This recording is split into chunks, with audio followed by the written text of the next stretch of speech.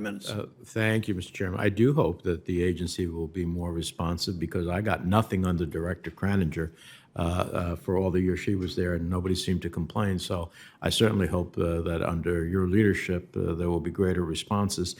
Director, in recent months, two of the largest servicers that manage federal student loans on behalf of the Department of Education announced that they would be exiting their contracts. Importantly, FIA, one of the firms that will exit servicing, is also in charge of managing the Public Service Loan Forgiveness Program.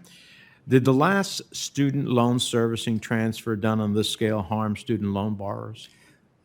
I have some experience to suggest that major servicing transfers can really be problematic when records have errors or when systems are not appropriately tested. I am worried about big transfers. We've seen it happen in mortgage too.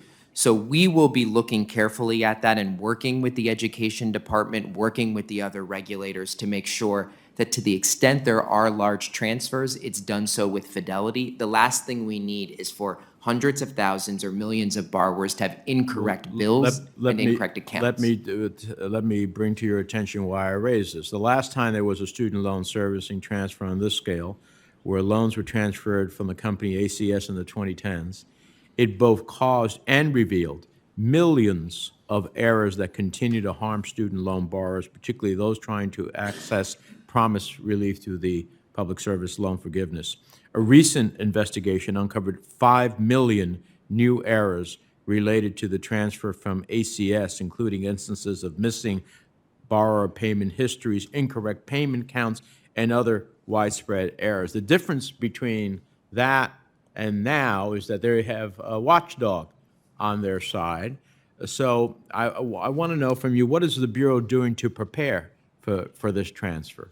So you may know that we have a rule in place that allows us to supervise large student loan servicers. So I intend to make sure that we are engaging in adequate oversight of those entities, that we are supervising them for our laws as well as their preparedness for some of these. I do think it's going to require us to have close cooperation with the education department. The law requires us to have an MOU in place, and I'm examining whether to refresh that. All right.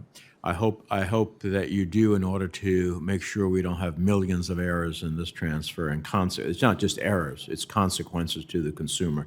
Let me turn to another question. As the economy continues to recover from the COVID-19 pandemic, businesses are still seeking financial lifelines. Stepping up to fill these financing needs are alternative financing companies, promising easy approvals with little to no documentation requirements and funding within 24 hours. However, some of these financing companies are not transparent in their loan terms, and small businesses can end up taking on debt they do not understand and cannot afford. Without cost transparency, businesses cannot distinguish financial lifelines from landmines.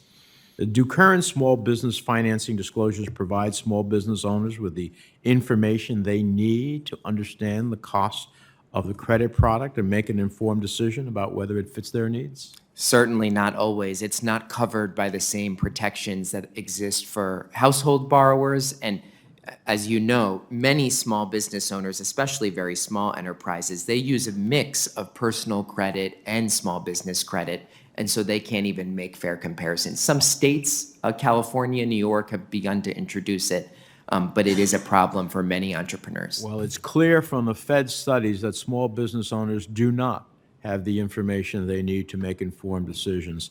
So would providing small business owners with uniform term disclosures allow them to make more informed financial decisions?